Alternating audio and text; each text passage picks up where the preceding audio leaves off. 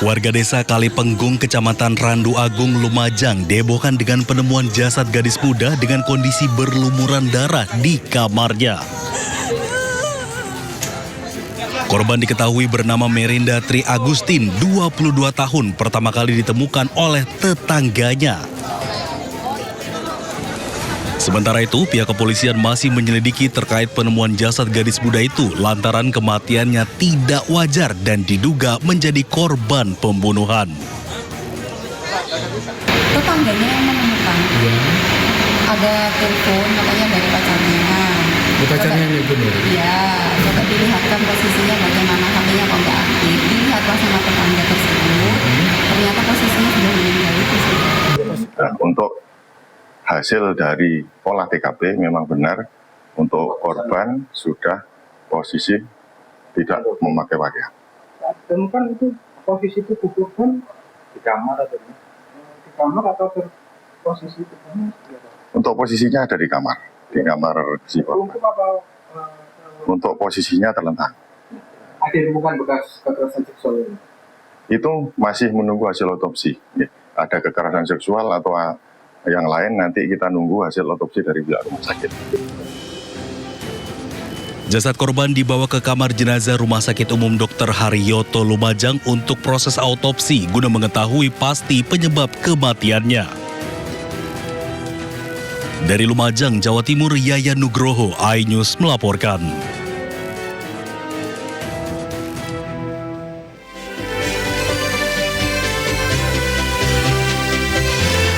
Halo, selamat pagi pemirsa, selamat pagi Yasmin. Selamat pagi Nata, Arman, apa kabar hari ini? Kabar baik dong, Yasmin kayaknya hari ini semangat banget ya. Semangat banget, karena sudah masuk ke akhir pekan, ini sudah mulai juga banyak masyarakat yang akan berencana melakukan ini ya, liburan di akhir minggu ini ya. Kalau kita lihat di Jakarta juga kan masih ada PRJ Pekan Raya Jakarta yang nampaknya nanti akan ramai nih di siang hingga malam hari nanti. Iya, terutama kalau misalnya di hari weekend ini, misalnya Sabtu Minggu, dia buka sampai dari pagi ya, dari pagi sampai malam. Nah, kalau di hari weekday itu dari sore ya, Yasmin ya? Iya. Dari jam 3 sampai jam 10 malaman ya? Ya, selain PRJ juga tentunya sejumlah lokasi wisata di Jakarta biasanya memang kalau akhir pekan ini selalu ramai ya oleh pengunjung ya. Di antaranya Pantai Ancol, kemudian juga di Taman Mini, Indonesia Indah, dan sejumlah lokasi wisata lainnya gitu. Nah, kalau ngomongin soal wisatawan yang lagi keramaian-keramaian pasti identik dengan sampah nih, Yasmin.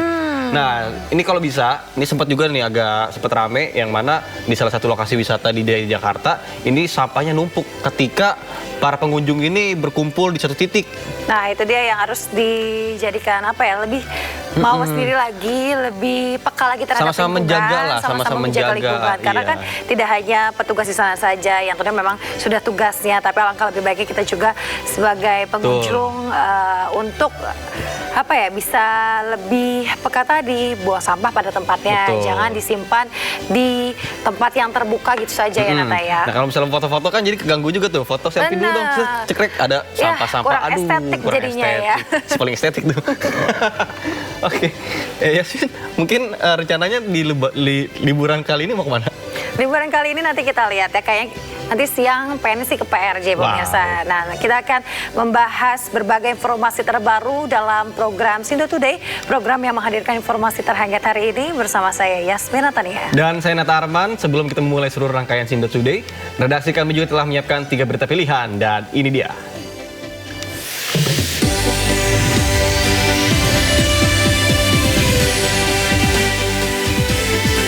Viralnya video penyembelihan satwa dilindungi jenis tapir di Lampung berujung penangkapan 4 pelaku.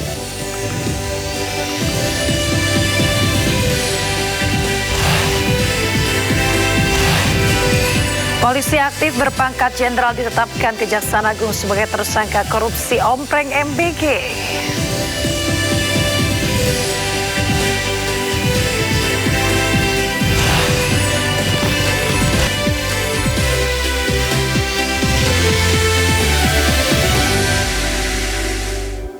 Pemirsa Sindo Today, kita awali dengan informasi gudang penyimpanan milik pabrik rumah kayu di jalur Pantura, Kabupaten Indramayu, Jawa Barat terbakar. Kebakaran diduga akibat percikan api di ruang tengah gudang yang menyambar bahan baku kayu yang mudah terbakar.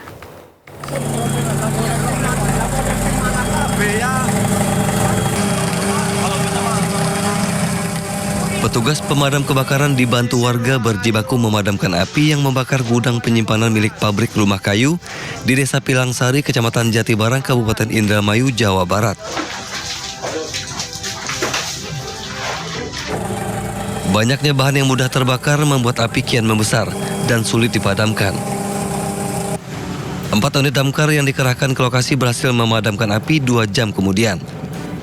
Kebakaran diduga akibat percikan api di ruang tengah gudang yang menyambar bahan baku kayu yang mudah terbakar. Tidak ada korban jiwa maupun luka dalam peristiwa ini, namun kerugian ditaksir mencapai ratusan juta rupiah. Polisi masih menyelidiki penyebab pasti kebakaran. Dari Indramayu, Jawa Barat, To Iskandar, iNews melaporkan. Pemirsa, 2 gudang mebel di kawasan pergudangan Romo Kalisari, Surabaya ludes terbakar. Besarnya kobaran api dan kondisi gudang yang terkunci membuat petugas berjuang keras menaklukkan api selama hampir 2 jam. Untuk arah jam 6 kita bikin api saja.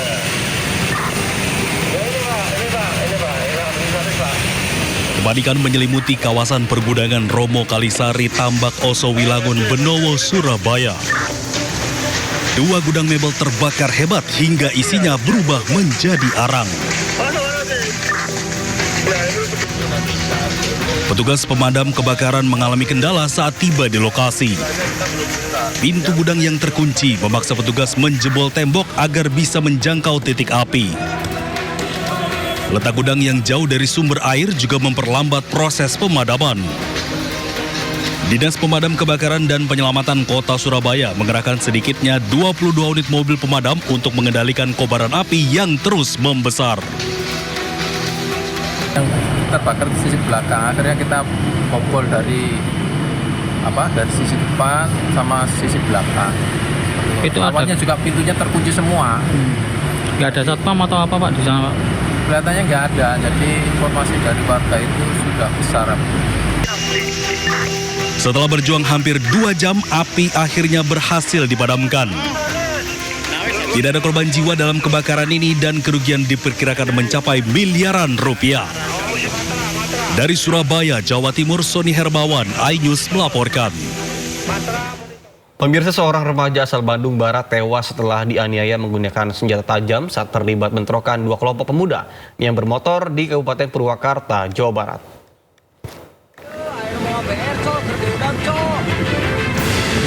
Dalam rekaman terlihat kedua kelompok saling kejar menggunakan sepeda motor dengan seorang pemuda membawa senjata tajam berukuran besar. Hasil penyelidikan Polres Purwakarta mengungkap korban bersama 4 temannya diduga baru saja melakukan transaksi pembelian 1 bilah celurit berukuran sekitar 1 meter di wilayah Subang. Saat dalam pengejaran pulang dikejar kelompok pemuda lain yang berjumlah sekitar 6 orang. Tak lama kemudian kedua kelompok bertemu dan terlibat bentrokan.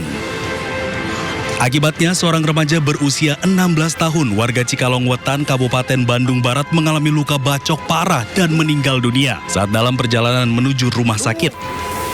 Jenazah korban langsung dievakuasi ke RSUD Bayu Asih, Purwakarta. Tangis histeris ibu korban meledak saat mengetahui anaknya meninggal dengan kondisi mengenaskan. Dari hasil pemeriksaan saksi-saksi, di mana korban ini melakukan COD senjata sejenis celurit di daerah Subang.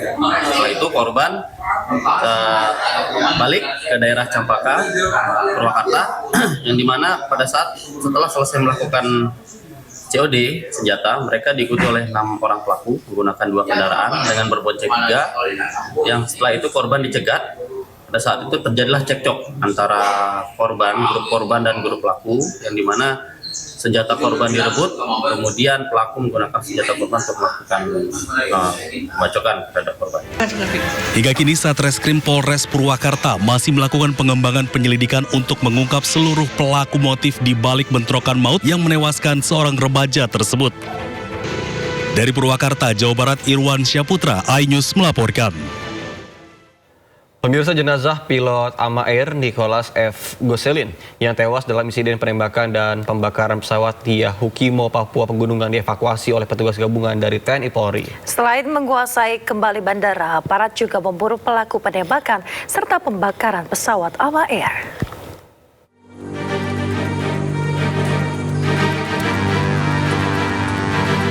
Pasukan Korps TNI Habema menggelar operasi khusus untuk mengamankan Bandara IPDIK. Pengamanan dilakukan agar jalur evakuasi, pengiriman bantuan, dan penerbangan perintis dapat kembali berjalan. Dalam operasi ini, TNI mengerahkan personil dengan dukungan 2 helikopter Karakol.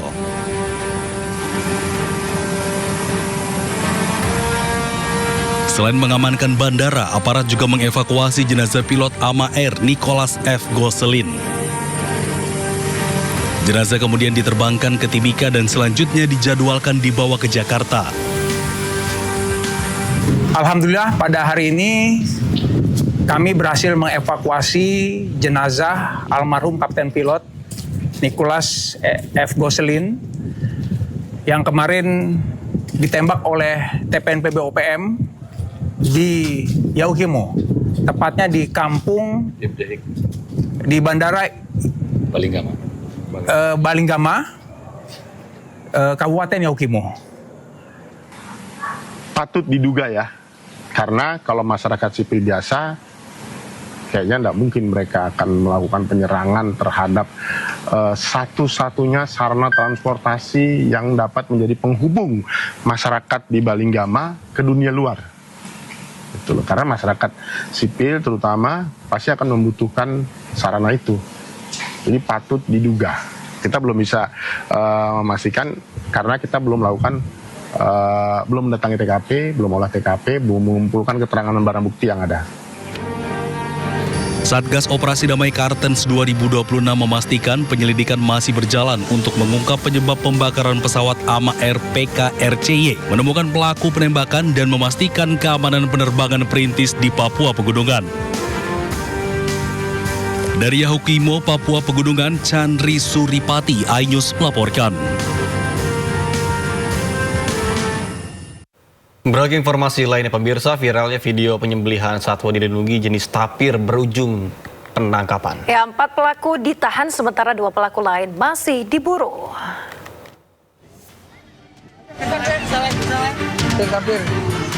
Tim khusus anti bandit TKP 3081 Satreskrim Polres Mesuji meringkus 4 pelaku yang diduga terlibat dalam penyembelihan tapir di Kabupaten Mesuji, Lampung. Penangkapan dilakukan setelah polisi menyelidiki video yang viral di media sosial. Dari hasil pemeriksaan itu, para pelaku mengakui perbuatannya mengeksekusi hewan langka itu dengan menggunakan tombak lalu memotong dengan golok. Setelah itu, daging hewan dilindungi itu dibagikan kepada warga. Selain menangkap pelaku, polisi menyita bukti di antaranya sebilah tombak, golok, kulit, dan sisa daging tapir serta video yang menjadi petunjuk pengungkapan kasus. Satreskrim Polres Mesuji telah berhasil mengamankan 4 orang diduga pelaku pembunuhan satwa yang dilindungi tersebut dengan inisial WS, KS, TS, dan MPY, yang mana mereka berdomisili di kawasan Register 45 Kecamatan Mesuji Timur, Kabupaten Mesuji. Saat ini kami juga masih melakukan pengajaran terhadap 2 orang lagi yang berinisial WG dan ST, karena pada saat dilakukan pencarian orang tersebut sudah tidak berada di tempat. Setelah itu Kasat Reskrim beserta anggotanya membawa 4 orang yang diduga melakukan pembunuhan satwa yang dilindungi tersebut ke Polres Mesuji untuk menjalani penyelidikan lebih lanjut. Atas perbuatannya, para pelaku dijerat dengan pasal tentang konservasi sumber daya alam dan hayati dan ekosistemnya dengan ancaman hukuman maksimal 15 tahun penjara. Dari Kabupaten Mesuji, Lampung, Ahmad Lutfi Rosyadi, iNews melaporkan. Pemirsa, bidang profesi dan pengamanan Polda Jawa Tengah menahan seorang anggota Polres Tegal Kota yang diduga melakukan penganiayaan terhadap seorang perempuan. Ya, selain diproses pidana, yang bersangkutan juga menjalani pemeriksaan atas dugaan pelanggaran kode etik dan disiplin Polri.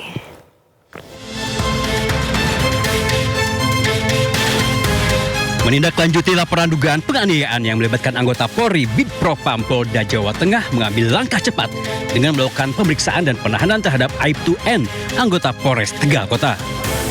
Sejalan jalani proses pidana, tersangka juga melakukan pemeriksaan atas dugaan pelanggaran disiplin dan kode etik profesi Polri. Untuk kepentingan pemeriksaan, Aibtu N telah ditempatkan dalam penahanan khusus. Ini dari Bitpropam atau dari Polda Jawa Tengah, dalam hal ada Bitpropam Polda Jawa Tengah sudah bergerak cepat kemarin menindaklanjuti terhadap oknum anggota Polres Tegal Kota yang berinisial N, sudah dilakukan pengamanan, kemudian pemeriksaan dan sudah dilakukan penahanan. Terkait kalau Bitpropam terkait dengan kode etik, nah kemudian terkait dengan tindak pidananya, pelaporan ini dilaporkan di Bareskrim, sehingga tindak lanjut dari penyidikan nanti kita menunggu dari penyidik Bareskrim. Kasus berawal dari laporan seorang perempuan berinisial MAN, warga Kabupaten Cirebon, Jawa Barat, yang mengaku menjadi korban dugaan penganiayaan sejak Desember 2023. Korban melaporkan peristiwa tersebut ke Bareskrim Polri pada 2 Juli 2006 lalu. Wisnuwardana, iNews melaporkan. Pemirsa, tim kuasa hukum Hotman Paris mendampingi korban penganiayaan dan juga penyekapan yang diduga dilakukan oleh oknum polisi ke Rumah Sakit Polri Kramat Jati, Jakarta Timur. Pemirsa, tim kuasa hukum Hotman Paris mendampingi korban penganiayaan dan juga penyekapan yang diduga dilakukan oknum polisi ke Rumah Sakit Polri Kramat Jati, Jakarta Timur untuk menjalani visum setelah sebelumnya membuat laporan ke Mabes Polri. Korban wanita berinisial M diduga disekap dan juga dianiaya hingga mengalami luka bakar 47% selama 2,5 tahun. Selain itu, korban juga dicekoki narkoba.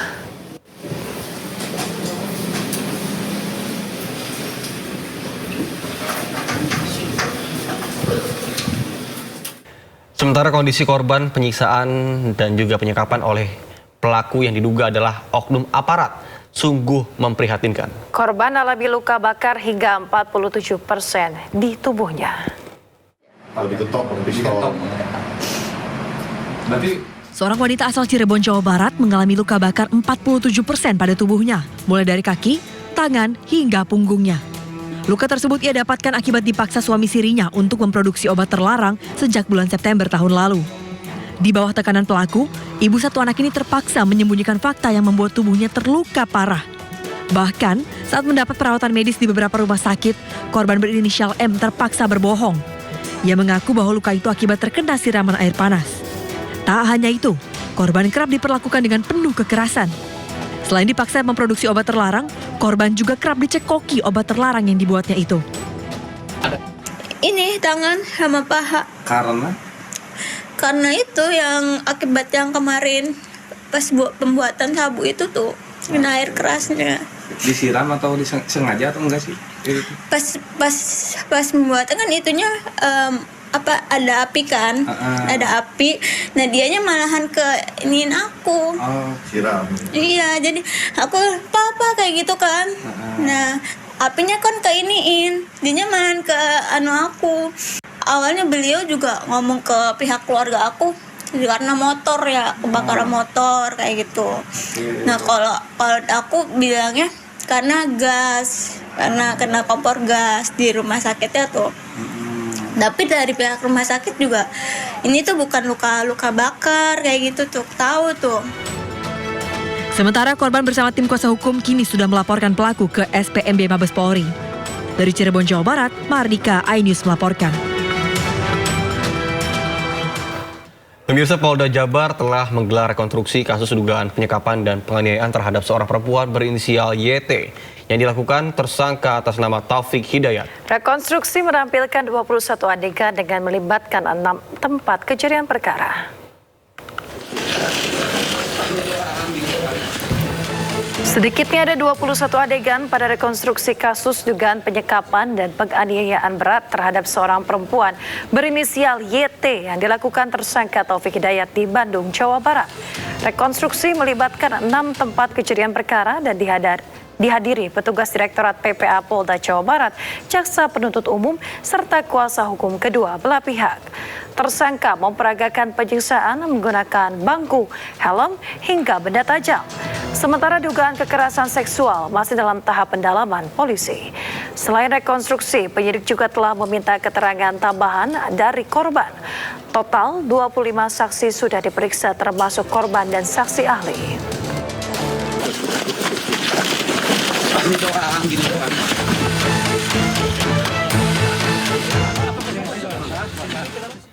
Pemirsa, Taufik Hidayat, tersangka kasus penyekapan dan penganiayaan gadis YTR, mengakui semua perbuatannya. Taufik melakukan tindakan kekerasan berat di 3 lokasi.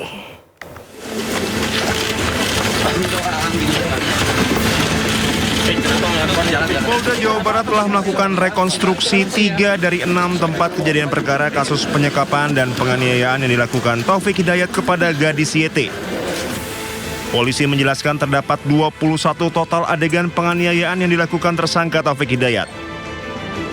Direktur PPA dan PPO Polda Jabar Kombes Rumi Untari mengatakan Taufik Hidayat mengakui telah melakukan tindak kekerasan berat kepada gadis YT di TKP 3, 5, dan 6.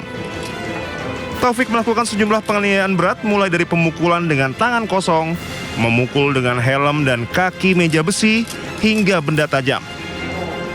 Tadi gelar perkara, rekonstruksi sudah berjalan dengan baik, lancar, dan alhamdulillah tidak ada penolakan dari tersangka, dan tersangka mengakui semua perbuatannya di 6 TKP.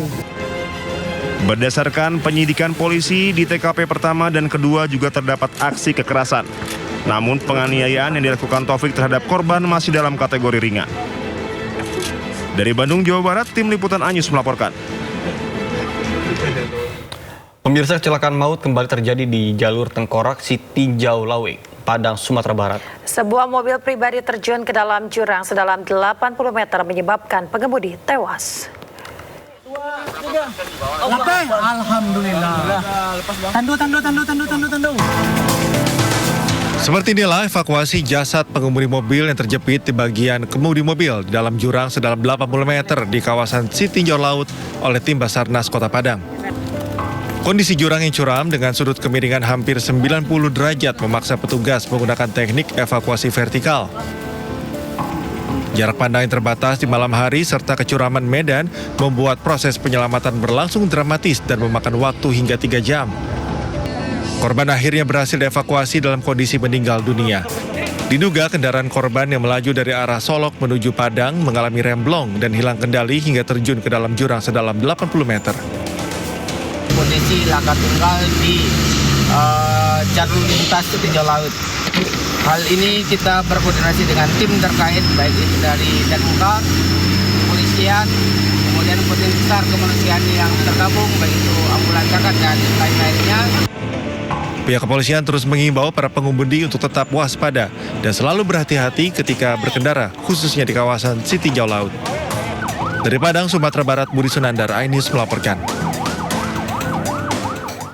Pemirsa, sebuah mobil minibus yang mengangkut 12 pekerja pabrik terguling akibat pecah ban di Bondowoso, Jawa Timur. 1 orang tewas, sementara 11 lainnya terluka.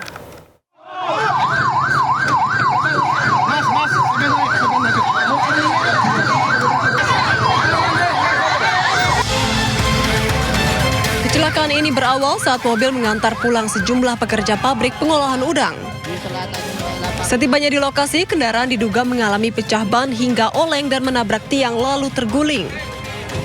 Warga yang berada di lokasi segera memberikan pertolongan dan mengevakuasi korban menggunakan mobil pick-up. Sejumlah penumpang mengalami luka di bagian wajah, tangan, dan kaki. Bahkan ada yang mengalami patah tulang akibat terjepit bodi kendaraan. Pas waktu ngebut, ya habis meletus sebenarnya guling, pas berat dia kembali sadar. Langsung terbalik ya? Iya, saya di depan.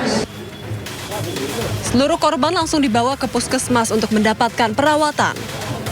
1 penumpang dinyatakan meninggal dunia di lokasi kejadian akibat luka berat di bagian kepala. Sementara penyebab pasti kecelakaan masih dalam penyelidikan unit Gakum Satlantas Polres Bondowoso. Dari Bondowoso, Rizky Amirul Ahmad, iNews melaporkan. Pemirsa, kecelakaan tragis menimpa seorang pemotor di Bondowoso. Sebuah minibus menabrak motor saat melewati persimpangan di Jalan Ahmad Yani, Kota Bondowoso. Akibatnya, korban pemotor tewas di lokasi kejadian.